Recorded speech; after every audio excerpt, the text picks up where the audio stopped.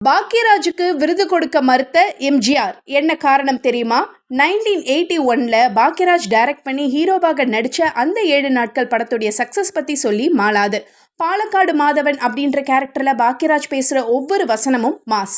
அதிலும் கிளைமேக்ஸில் சாரே நம்ம நாட்டு பெண்கள் ஸ்பெஷாலிட்டி எந்தான்னு அறியுமோ, எந்த காதலி உங்களுக்கு மனைவி ஆயிட்டு வரும், ஆனால் உங்கள் மனைவி எனக்கு காதலி ஆகிட்டு வராது அப்படின்ற டைலாக் டாப் கிளாஸ்.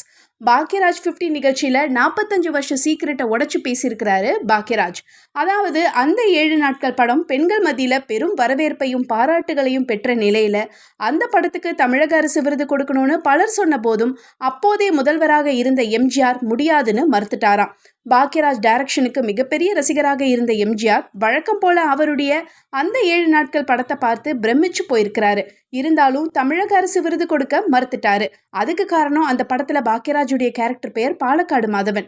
எம்ஜிஆர் பாலக்காட்டை சேர்ந்தவர் அப்படின்றதால தான் படத்துக்கு விருது கொடுத்தாருன்னு விமர்சனம் வரும். அதனால மக்களுடைய அங்கீகாரமே இந்த படத்துக்கான பெரிய விருதுன்னு தன்னை நேர்ல அழைச்சு எம்ஜிஆர் விளக்கம் கொடுத்ததாக ஷேர் பண்ணாரு பாக்யராஜ். அந்த 7 நாட்கள் படத்துல உங்களுக்கு பிடிச்ச அம்சம் எதுன்னு கமெண்ட்ல சொல்லுங்க மக்களே.